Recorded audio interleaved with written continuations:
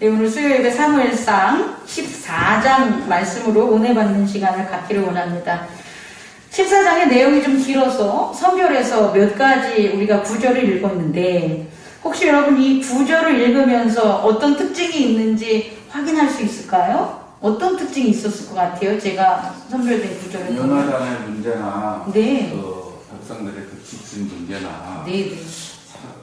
사울의 그 네. 개인적인 생각으로 인한 네. 그 명령에 의해서 네. 뭔가 틀어지지 않았을까. 그렇죠. 그러니까 지금 제가 선별해서 사무엘상 14절의 내용을 선별된 구절을 보면 죄예요, 죄. 이 죄가 저지른 거죠. 그러니까 이 죄들을 보면 한 가지 공통된 특징이 있는데 어떤 특징이냐면 모르고 진 죄예요. 모르고 진 죄지만 죄예요.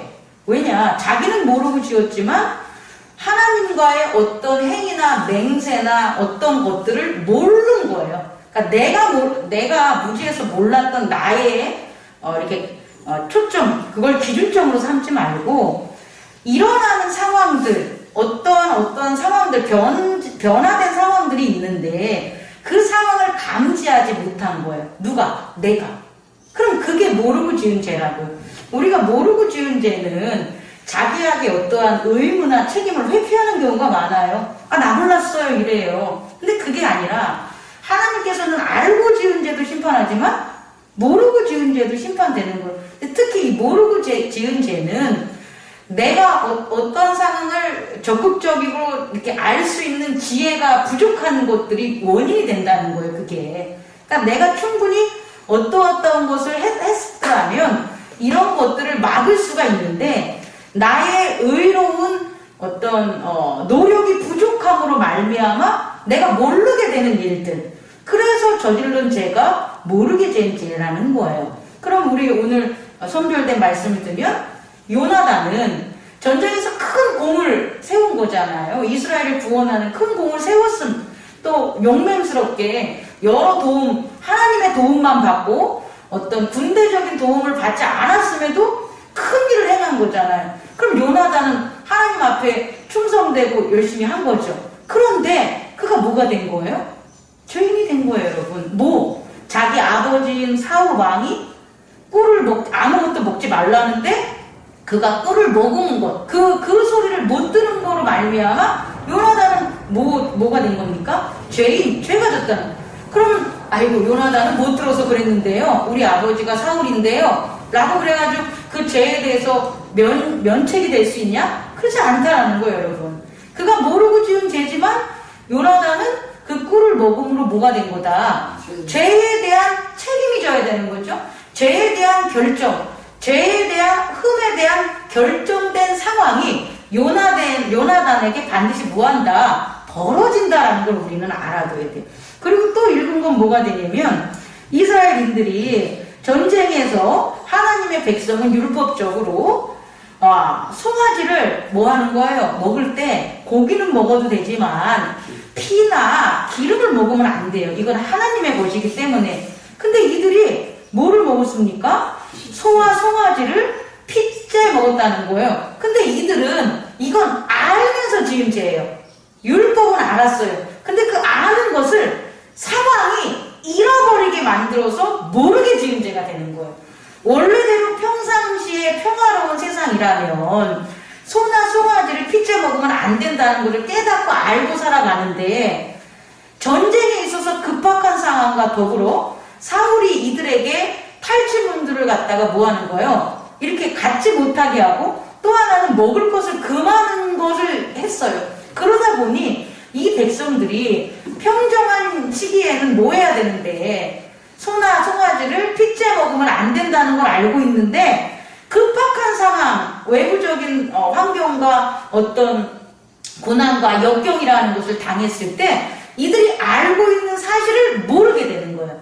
잊게 되는 거예요. 그럼 이들이 알았다면 이렇게 피째 먹었겠냐는 거예요. 모르게 된 상황이기 때문에 피째 먹는 일이 벌어졌다. 그럼 이들 또한 자기들이 원래 율법을 알지만 어떤 상황으로 깜빡하고 잊고 잊어버리면서 죄를 졌어요. 그럼 이들은 이 죄에 대한 책무를 면제받을 수 있을까요? 못 받는다는 거예요. 이들은 소와 송아지를 피째 먹은 그들의 죄를 어떻게 되는 거예요? 나중에 결정론에 의해서 그들이 감당하게 되는 상황이 벌어진다는 거예요.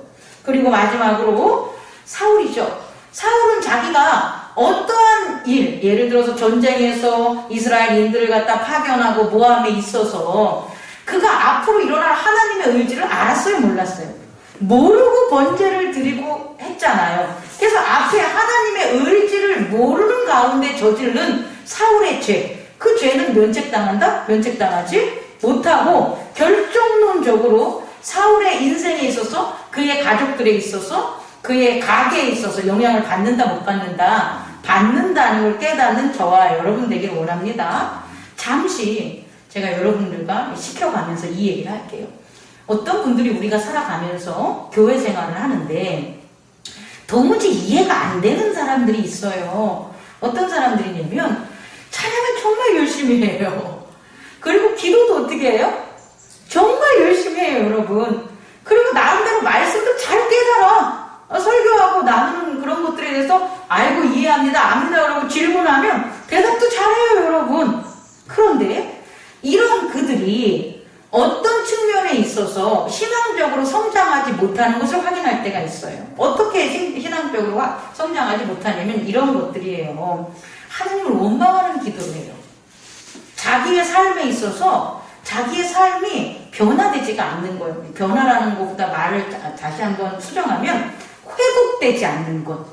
예를 들어서 찬양을 하고 기도를 하고 말씀에 대한 이해가 있으면 그들의 삶이 윤택해지고 변화되고 성장함으로 하나님의 자녀로서 회복하는 모습들이 보여야 되는데 그런 모습들이 보이지 않고 여전히 돈이 없어서 궁핍해하고 여전히 다른 사람과의 관계에 있어가지고 분쟁과 분란을 일으키는 싸움의 중심이 되어가고 여전히 살아가는 데 있어서 책임감 없이 자기 자아의 편안만 추구하는 모습들을 보아요. 그러면 그들은 왜 그러냐는 거예요, 여러분. 그들은 왜 그러냐는 거죠.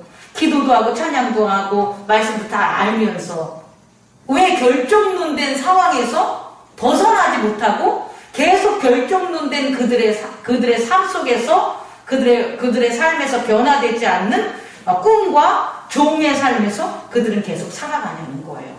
오늘 말씀에서는 이것을 깨닫는 저와 여러분 되기를 원합니다. 우리 모두의 문제일 수 있는 거예요, 여러분. 그것을 깨달아야지 이런 모든 문제에서 해결될 수 있다는 것도 여러분 함께 알아주시기 바랍니다. 첫 번째로 여러분에게 전할 것은 이런 겁니다. 예정은 하나님이 하시는 거예요. 예정은 뭐라고요? 하나님이 하시는 거고, 하나님이 예정을 할 수 있는 것은 그의 자유의지 때문이에요. 하나님에게 자유의지가 없으시다면 그는 예정할 수 없는 거예요. 그러면 하나님이 자유의지가 있다는 건 그 의지가 흠이 없으시고 창세 이전에 있었기 때문에 역학적 방해 요소를 받지 않는 의지이기 때문에 반드시 이루어지기 때문에 하나님은 예정하시는 분이라는 거예요. 그런데 인간은 예정에 의한 예정의 힘이 없어요. 그럼 인간은 뭐냐면 결정론에 살아가는 거예요. 인간이 결정론에 살아가는 것은 그 하나님의 자유의지를 뭐했기 때문에 잃어버렸기 때문이에요. 그래서 인간의 의지는 하나님의 의지와 다르게 두 가지가 있는데 하나보다 흠이 있다, 죄가 있다라는 거예요. 또 하나는 인간의 의지는 역학적인 방해 요소에 뭐한다? 방해를 당한다는 거예요. 그래서 인간의 의지는 반드시 그 의지대로 했을 때 결정론에 결정된 상황 속에서 사는 거예요.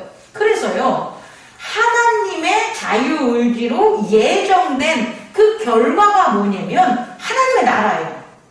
하나님의 나라는 태초부터 영원까지 존재하는 거예요. 그럼 하나님의 예정, 하나님의 자유의지는 무엇을 무엇을 목적으로 설정되어 있냐면 하나님의 나라인 천국을 향하여 설정되어 있는 거예요. 그러니까 하나님이 우리를 예정했어. 하나님의 예정론을 믿는 사람은 천국에 대해 우리를 자녀로 삼으셔서 하나님의 나라에 임하는 우리의 회복을 믿는 게 하나님의 예정론이에요. 그런데 심판을 받는 결정은 예정론이 아니에요, 사실은. 우리는 심판, 세기말적으로 심판에 대한 것들을 강하게 전하는데, 사실 예수 그리스도는 구원에 대한 하나님을 중점적으로 전했지 심판받는 이스라엘의 멸망을 중점적으로 다루지 않았어요. 왜냐하면 심판은 하나님의 예정이 아니에요. 하나님의 예정은 구원이고요. 인간이 심판당하는 건 그의 죄와 흠으로 말하면 뭐가 되는 거예요? 결정론 때문에 사망으로 가는 게 결정된 거라는 거예요. 구원을 받지 못하는 게 결정된다는 거예요. 그러니까 이것은 하나님의 예정론이 아니에요. 근데 이거를 헷갈려서 하나님도 모르고 말씀도 모르는 사람이 하나님의 예정론에 심판을 집어넣어버린 거예요. 그러다 보니까 그 심판에 따른 건 뭐가 되니까? 흠과 죄니 흠과 죄에 대해서 해결할 수 있는 자유의지를 찾지 못하는 경우가 생기는 거예요. 여러분 깨달을 수 있겠습니까? 그러니까 결국 우리는 뭐냐면 아까도 얘기를 하면 사울이나 이 지금 이스라엘에 있어서 이 사울이 자기도 죄를 짓고 아들도 죄를 짓고 이스라엘도 죄를 짓게 만드는 건 뭐냐면 하나님의 구원에 대한 예정론, 이스라엘의 번성에 대한 것을 그가 깨달아야 되는데 사울은 그걸 바라보지 못한다는 거예요. 우리 가운데 신앙생활을 하면서 자기의 어떤 찬양과 기도와 말씀은 아주 잘 아는 것 같은데 그들의 실제적인 삶에 있어서의 변화가 하나님의 자녀로서의 변화가 일어나지 않는 사람들을 보면 그들이 하나님 나라에 대한 소망이 없는 거예요, 여러분. 하나님 나라에 대한 이해가 없는 거예요. 하나님 나라에 대한 믿음이 없기 때문에 그런 일들이 벌어져서 그들은 실상적으로 보면 그들이 사는 세상, 꿈의 세상, 종의 세상만 그 마음이 바라보고 있다라는 거예요. 그래서 돈을 더 벌고 싶어 하고 자기 몸을 편안히 여기려고 하고 또 어떤 희생이나 자기 희생으로 가지 않고 자기의 5, 6, 7점, 자기의 5가지 욕심이라든지 자기의 7가지 감정적인 그런 감각적인 것에 영향을 받고 살아가는 거예요. 그렇게 받는 사람들이 아무리 교회에 와서 기도하고 찬양하고 말씀을 통달하고 외워서 말을 할 수 있다고 할지라도 그 사람은 결국 제 흠과 결정론인 역학적 방해 요소를 이길 수가 없다는 거예요. 그래서 매번 똑같아진다는 걸 깨닫는 저와 여러분 되기를 원합니다. 아멘. 그럼 있잖아요. 하나님의 그럼 자유의지 두 번째로는 이 하나님의 자유의지를 잃어버려서 어떻게 되는 거예요?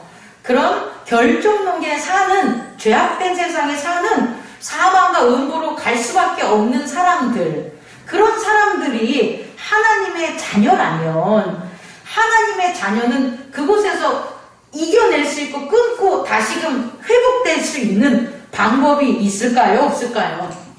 있겠죠. 그 방법이 하나님의 자기 희생으로 우리에게 보내주신 예수 그리스도 어린 양의 제단이라는 거예요. 그럼 이 어린 양의 제단은 종교적으로 제사적으로는 그런 제의적인 의미를 갖고 있지만 우리 자신에게 있어서는 어떠한 의미를 가지고 있냐면 따라해보세요. 회개입니다. 회개만이 결정론적 죄악된 세상에서 유일하게 벗어날 수 있어서 하나님의 구원의 세상으로 예정된 세상으로 궤도를 우리의 삶의 궤도를 바꿀 수 있는 게 뭐가 된다? 회개라는 것을 깨닫는 저와 여러분 되길 원합니다. 그렇다면 회개하지 않으면 진정한 회개가 없으면 계속해서 결정론적인 궤도 안에서 우리의 인생은 뭐 하는 거예요? 살아갈 수밖에 없다는 거예요. 하지만 좀 아까도 제가 설명했듯이 회개를 한다면 그 힘, 하나님의 자기 희생이라는 하나님의 의지의 힘이 우리 안에 역사해서 그 결정론의 궤도에서 벗어나서 우리를 어디로 이끌어 주신다? 하나님의 구원의 예정론의 세계로 그 궤도 안에 안치시키는 힘이 바로 뭐다? 회개라는 것을 깨닫는 저와 여러분 되기를 원합니다. 아멘. 두 번째로요. 그럼 이 엄청난 힘이잖아요. 하나님의 자기 희생이 하나님의 자기 의지라면 그 하나님의 자기 의지를 우리가 있어, 우리에게 다시 회복이 됐어, 우리가 받았어 라고 한다면 그 힘을 우리는 뭐로 확인할 수 있다? 우리가 회개하는 모습으로 우리는 확인할 수 있다는 거죠. 그래서 회개에는요, 여러 가지 특징이 있는데, 두 번째로 첫 번째, 회개의 특징은 뭐냐면, 내 의지로 회개하는 게 아니에요. 이걸 꼭 알아줘요. 내가 내 의지로 내 죄를 깨닫고 내 흠을 깨닫는 게 아니라는 거예요. 만약에 내가 내 의지로 내 죄를 깨닫는다면 그것은 회개가 될 수가 없어요. 그건 내 힘이 작용하는 거예요. 내 힘이 작용하는데 그게 어떻게 나를 변화시키겠어요? 우리를 변화시키는 회개는 우리를 하나님의 자녀로 회복시키는 거기 때문에 우리 힘으로는 안 된다는 거예요. 그럼 하나님의 힘이 우리 안에 있어야지만 우리는 회개할 수 있다는 거예요. 다시 말해, 두 번째, 회개의 첫 번째 특징은 뭐냐면, 회개는 내 의지가 아닌 하나님의 말씀이나 하나님의 영인 성령으로 이루어진다는 걸 깨닫는 저와 여러분 되기를 원합니다. 구약에 있어서는 하나님의 말씀, 즉 하나님의 말씀이 강령이 된 하나님의 규례와 율법, 덕에 의해서 이스라엘 백성들이 회개할 수 있었다는 거예요. 그래서 율법을, 참 하나님의 모세의 율법을 지키는 사람은 그들이 하나님의 자녀로서 회개하는 삶을 살아가서 이 땅에 있는 이스라엘의 죄악된 결정론의 궤도에서 살아가는 것이 아니라 하나님이 예정한 가나안 땅에 하나님의 자녀와 하나님의 임금 제사장으로 살아가는 그런 예정론 속에 살아갈 수 있었던 거예요. 이스라엘인들이. 근데 그걸 이름으로부터 하나님의 말씀으로 회개하는 게 아니라 자기들의 사고나 의지로 회개하는 잘못된 회개, 거짓된 회개 때문에 그들은 다시 결정론의 세계로 떨어질 수밖에 없었다는 거예요. 신약에 있어서는 예수 그리스도를 믿음으로 그가 보내주신 성령에 의해서만 회개가 되는 거예요. 우리가 정말 성령의 기름 부음으로 우리 안에 이루어지는 그 힘으로 말미암아 내가 잘못했어, 내가 잘못됐구나, 하나님의 자녀인데 하나님의 나라를 바라보지 않고 살았구나 라는 걸 깨달을 수 있고 돌릴 수 있는 건 바로 성령의 힘밖에 없다는 걸 여러분 깨닫기 바랍니다. 두 번째는요, 두 번째 회개의 특징은 반성과의 차이점으로 제가 설명해 주고 싶어요. 이건 첫 번째 특징과 똑같은 건데, 반성은 내 의지로 하는 거예요. 반성은 내가 어떤 것들의 상황이나 어떤 것들의 환경을 정확한 지식이나 이런 지혜들이, 우리들이 또 경험이라든지 이런 것들을 통해서 반성할 수 있는 거예요. 예를 들어서 이런 거죠. 여러분이 뭔가 잘못됐다는 일을 죄악을 했어요. 그런데 제가 어떻게 해요? 제가, 이 목사가 그건 잘못한 거야 라고 해서 여러분이 이건 잘못됐구나 라고 생각하면 그건 회개가 아니라고요. 그럼 뭐라고요? 반성인 거예요. 저에 대한 인포메이션을 통해서 여러분이 반성하는 거. 이것은 물로 회개하는 세례 요한의 회개를 받은 이스라엘인들과 동일한 거예요. 그런데 물로 회개하는 것만으로는 안 된다는 거예요. 물로 회개하는 건 반성으로 보면 된다는 거예요. 근데 예수 그리스도를 통한 우리가 예정론의 궤도로 가려면 이런 내 의지나 목사님의 의지나 다른 사람의 지식이나 그런 경험으로 하는 그런 돌이킴, 그런 반성이 아니라 성령으로 인한 뭐가 되는 거예요? 회개를 해야 돼요. 그럼 이 성령으로 인한 회개는 뭐가 되냐면 반성과 차이가 있게 하나님의 의지로 깨닫는 거예요. 다시 말해, 나의 의지나 타인의 의지, 목사님의 의지, 세례 요한의 의지로 깨닫는 회개는 반성밖에 안 된다는 거예요. 이 반성은 좀 또 얘기해 줄게요. 그런데 성령의 힘으로 우리가 회개를 하는 것은 하나님의 의지로 회개를 하는 거라는 거예요. 그래서요, 세 번째 특징, 회개에는 어떤 일이 벌어지냐면 지속 가능해야 돼요. 이게 되게 중요해요. 회개의 효력은 지속 가능해야 된다. 이 말은 회개는 지속 가능해야 되는 거예요, 여러분. 어떨 때는 회개하고 어떨 때는 회개하지 않는 건 내 의지대로 하기 때문에 그러는 거예요. 그럼 의지가 살아있는 거잖아요. 그런데 성령께서 하시는 하나님의 의지대로 우리가 회개를 하면 우리의 회개는 어떻게 되는 거예요? 계속해서 지속되고 상황에 구별 없이 지속되는 거예요. 어떤 사람에게는 그거 죄 아니야 이렇게 얘기할 수 있어요. 어떤 사람은. 근데 나는 그 작은 것까지 또 뭐가 되는 거예요? 죄가 되는 거예요. 왜? 내 의지로 기준점을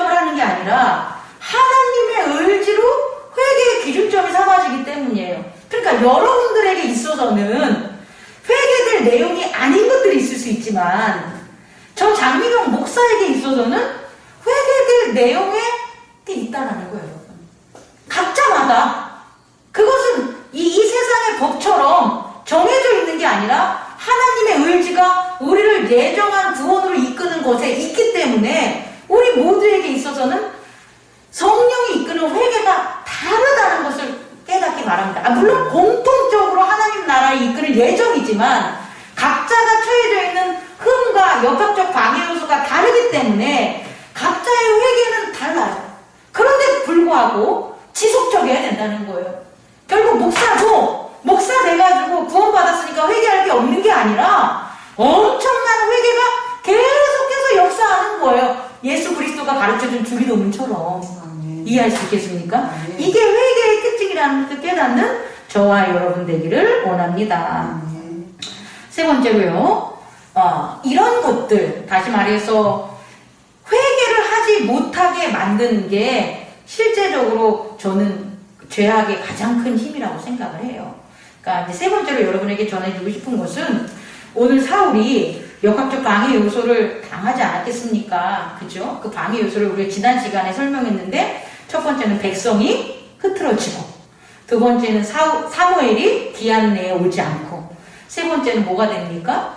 적들이 자기 앞까지 발 앞에까지 몰려왔고 이 세 가지의 역학적인 방해 요소 때문에 사울이 어떻게 된 거예요? 하나님의 의지를 잃어버린 거죠. 하나님이 너를 왕으로 세운 그 하나님의 의지를 잃어버리고 자기의 의지가 발생한 거 아니겠습니까? 그럼 결국 뭐냐? 우리들 또한 예수 그리스도를 통해서 하나님의 의지를 우리는 있었는데 회개하고 나올 땐 있었는데 그것을 잃게 만드는 그런 역학적 방해 요소가 우리에게도 이 세 가지 유형으로 올 수밖에 없다라는 거예요.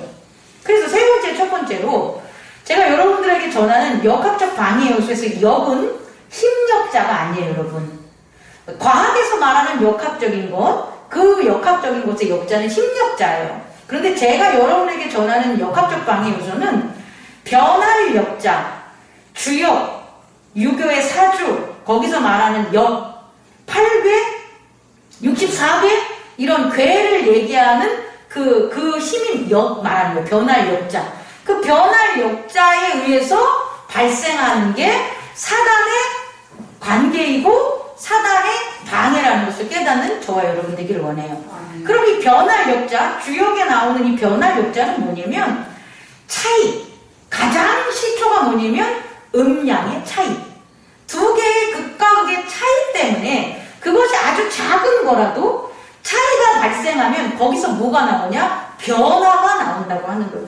그 변화 때문에 우주 만물과 만상과 인간의 어떤 삶의 궤도가 결정론 인과응보의 세계에 들어가게 되는 거예요, 여러분. 그걸 제가 여러분에게 전하고 싶습니다. 다시 말해, 세 번째, 첫 번째로 사울에게 발생한 이와 같은 역학적 방해 요소는 그 차이라는 거예요. 어떤 차이? 사울의 의지가 하나님의 의지와 차이가 되면서 나타난 것. 다시 말해 죄들은 그렇게 발생되는 거예요. 악이라는 것은 그렇게 발생된다는 걸 깨닫는 저와 여러분 되길 원해요. 사울의 의지가 하나님과 일치만 됐다면 이런 죄악의 유혹에 넘어가지도 않을 뿐더러 이런 결정론의 세계, 인과응보의 세계에 자기뿐만 아니라 자기 가족과 이스라엘인들을 처하게 하지 않아요. 근데 하나님과의 의지와 차이가 발생하게 만들어서 이렇게 된다는 거죠. 그래서요, 이런 차이 때문에, 바로 이 의지의 차이 때문에 회개를 두 번째로 못한다는 거예요. 차이가 발생을 해도 이 차이가 단순히 상황이나 이런 것들을 변화시키는 거면 문제가 없겠는데, 그 차이가 하나님의 의지와의 차이이기 때문에 자기 스스로는 절대적으로 뭘 못하는 거예요? 회개를 못하게 되는 거예요. 그래서 이 사울은 어떤 회개를 했냐? 이기적인 회개를 하게 되는 거죠. 아까 말한 반성. 하나님의 영에 의한 회개가 아닌 상황의 판단을 보고 자기가 어떻게 하는 거예요? 자기를 위하여 번제를 세우는 거예요. 하나님을 위하여 제단을 쌓는 게 아니라 겉으로 보여주는 건 그렇게 보여줄 줄 몰라도 속으로는 적이 침입하고 백성이 흩어지고 기한 내에 사무엘이 오지 않는, 그래서 자기가 위태로움 때문에 자기를 위하여 번제를 드리는 것. 이건 정말 너무나 많이 일어났어요. 역사적으로 우리 믿음에 있어서. 가인도 마찬가지예요. 가인의 제단을 도대체 왜 하나님이 안 받았는지는 원인이 명확하게 안 나와 있지만 미루어 추측할 수 있는 것은 뭐가 되는 거예요? 자기를 위한 제사를 드린 거예요. 아담도 마찬가지예요. 아담이 선악과를 왜 먹었냐고 하면 하나님을 위해서 먹은 게 아니에요. 누구를 위해서 먹은 거예요? 자기를 위해서 먹은 것을 우리는 확인해야 돼요. 이스라엘인들이 있잖아요. 모세가 십계명을 받으러 시내산에 올라갔는데 안 오는 40일 동안 그들이 금송아지를 세웠단 말이에요. 왜 세웠습니까? 자기를 위해서 세운 거예요. 오늘날 요한계시록에 나오는 7교회 중 6교회들이 왜 사랑을 하고 봉사를 하고 선을 행하는데도 불구하고 너희들이 잘못한 게 있어 라고 하면서 이사벨의 도를 따르고 발람의 도를 따르냐는 거예요. 이사벨의 도가 발람의 도는 나쁜 거잖아요. 그럼에도 불구하고 왜 따르냐고요. 자기를 위해서 제단을 삼았기 때문이에요. 다시 말해 하나님의 자유의지와 차이가 되는 인간의 이기적 의지는 뭐냐? 자기를 위한 이기적 의지라는 것을 첫 번째로 여러분들이 깨닫는 저와 여러분 되기를 원합니다. 이것을 있잖아요, 여러분. 명확하게 정리하자면 시편 1장 1편에 나오는 그 말씀, 1절의 말씀을 우리가 명심하면 돼요. 다시 말해 내가 이기적인 회개를 해. 이기적인 재단을 쌓아. 하나님의 자유의지와 나는 합하지 않아. 그럼 구체적으로 어떤 모습이 있냐라고 보면 첫 번째, 악인들의 꾀가 작용되고 있다라는 거예요. 그 악인들의 꾀가 뭐냐라고 보면 악인들이 우리한테 뭐 하자, 요구하자 이런 것만 하면 안 돼요, 여러분. 악인들의 꾀는 우리한테 직접적으로 연결될 때도 있지만 상황과 환경으로 연결될 때가 있는 거예요. 어떤 상황이냐? 백성들이 흩어지는 거예요, 여러분. 다시 말해 백성들이 흩어진다는 것 자체가 그냥 흩어지는 게 아니라 뭐 때문에? 악인들의 꾀 때문에 백성들은 흩어지는 거예요, 여러분. 그 사울이 자 우리 전쟁하러 나가자, 내가 이스라엘에 하나님이 허락된 왕이야 라고 해가지고 모였잖아요. 그 모였을 때는 누구의 말씀으로 모인 거예요? 하나님의 의지의 말씀으로 모였겠죠. 그런데 그렇게 하나님의 의지의 말씀으로 모였을지라도 그곳에서 어떤 일이 벌어진다? 악인들의 꾀가 나온다는 거예요, 여러분. 그래서 그 악인들의 꾀로 어떻게 된 거예요? 백성은 흩어지고 그것을 성경에서는 설명하지 않지만 사울 역시 그걸 듣는 거예요, 여러분. 그러니까 무서워하는 거죠. 그 꾀가 어떻게 블레셋 사람들이 악인들의 꾀를 했는지 모르지만 여러분 이해할 수 있겠습니까? 여러분들 주변의 가족이나 우리 형제 자매가 우리 교인들의 그런 모임들이 마음이 흩어지는 일들이 벌어진다면 그게 어떤 사람의 책임이 아니라고요, 여러분. 그것을 불주하는 저와 여러분 되길 원해요. 어떤 일들이 벌어지면 그것은 개인의 어떤 행동이나 그런 거에서 그 원인을 찾지 마시고 악인이 뭐한다? 꾀한다. 악인이 꾀하니까 분열이 일어나는 거다. 악인이 꾀하고 그 분열이 일어나니까 사울이 백성을 믿지 못하는 거고 그러니 백성들이 흩어지는 일들이 벌어지는 거를 깨닫는 저와 여러분 되길 원합니다. 두 번째는 뭐가 되냐면 죄인의 길입니다. 뭐라고요? 죄인의 길. 그 죄인의 길에 서게 되는 거예요. 그러니까 사울이 죄인의 길에 서게 되는 것은 뭐 때문에 이렇게 죄인의 길에 설까요? 평상시 같으면 죄인의 길에 안 서요. 우리가 평화롭고 평화의 신발을 신고 다니는데 무슨 죄질 게 필요하겠습니까? 죄인의 길에 서겠습니까? 근데 죄인의 길에 설 수밖에 없는 이유가 있다라는 거예요. 저 사람이 왜 죄를 저지를까? 왜 저 사람의 생활은 저렇게 빈곤할까? 이런 것을 봤을 때 그 사람이 어디에 서 있기 때문에 죄인의 길에 서 있기 때문에 그러는 거예요. 그럼 죄인의 길에 서 있는 요인은 뭐냐면 악의 공격이에요.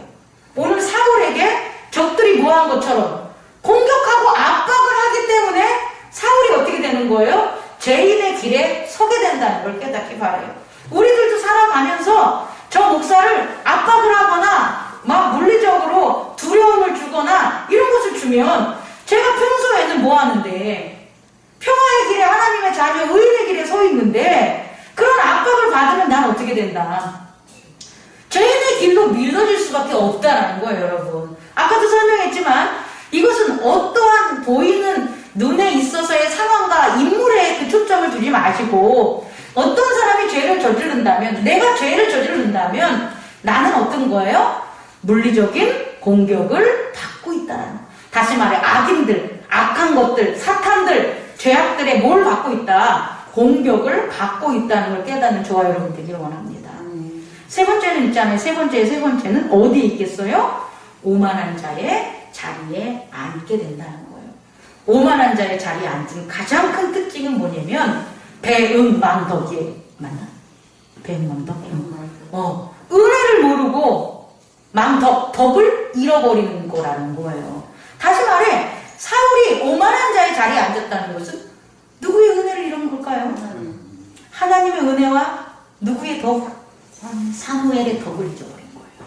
은혜는 하나님으로부터 받았으니까 하나님의 은혜, 보잘것없는 자기를 갖다가 왕으로 세우신 하나님의 명령을 잃어버리는 거죠. 하나님의 은혜를 잃어버린다는 건 하나님의 명령을 잃어버리는 거예요. 또 하나는 그를 이끌어줘서 그를 가르치고 지혜 있고 왕으로 세우기까지 실질적으로 살아가는 이 물질의 세계에서 영향을 미쳤던 덕을 세웠던 누구? 사무엘을 무시한 거예요, 여러분. 여러분 이 두 가지를 깨닫는 저와 여러분 되기를 원합니다. 우리 가운데서도요, 하나님이 예수 그리스도를 통해서 우리를 구원해준 은혜, 그 은혜를 잃어버린다는 것은 하나님의 명령, 예수 그리스도의 명령을 지키지 않는 거예요, 여러분. 그럼 은혜를 잃어버린 자가 되죠. 또 하나는 우리가 하나님의 은혜를 알게끔, 예수 그리스도의 구원을 알게끔 그동안 믿음의 선조들이 우리들을 인도해줬고, 알게 모르게 우리가 살아가는 동시대에 있어서 믿음의 사역자들이 단 한순간이라도 우리를 이끌어주던 그들의 선행, 그들의 덕이 있었기 때문에 우리가 지금 이 순간에 예수 그리스도를 섬기고 하나님의 예정론적인 구원의 세계에 있는데 그걸 잊어버리는 거예요. 목사의 덕을 잊어버리고, 장로의 덕을 잊어버리고, 권사의 덕을 잊어버리고, 안수사의 덕을 잊어버리고, 부모의 덕을 잊어버리고, 자녀의 덕을 잊어버리면 어떤 일이 벌어지는 거예요? 오만한 자의 자리에 앉게 된다는 거예요. 여러분 이것을 깨닫는 저와 여러분 되기를 원합니다. 우리는 이제 우리가 바라보는 믿음 생활에 있어서 단순히 물질적으로 일어나는 환경적인 영향에 있어서 우리가 죄악을 발견하는 것이 아니라 그것은 결국 뭐냐? 하나님의 의지와 차이를 둔 인간의 의지가 어디부터 이루어진 건지 아주 눈에 보이거나 느끼지 못하는 작은 바람, 작은 차이, 그 차이를 키우고 더 넓히고 함으로 인간을 흠있고 죄있고 그리고 하나님의 그 예정론이라는 구원으로부터 멀리 떨어지게 하는 그와 같은 사단의 악의 죄악의 그런 결과라는 것, 그것을 깨어서 깨닫는 저와 여러분 되기를 원합니다. 그리고 그것을 깨닫는 건 뭐밖에 없다? 회개밖에 없다. 회개가 얼마나 중요한 것인지 깨닫기 바라요. 그래서 오늘 성경을 제가 디테일하게 안 들어갔지만 사무엘상 14장을 보면 사무엘상 13장부터 사울이 안 하는 게 있어요. 뭘 안 합니까? 저주는 많아져. 아들까지 저주하고 이스라엘인들까지 저주하고 저주는 갈수록 많아져요. 다윗까지 저주하고 나아갈 거 아니에요. 그런데 뭐는 없어진다? 회개는 없어짐을 깨닫기 바랍니다. 꺼주시기 바랍니다.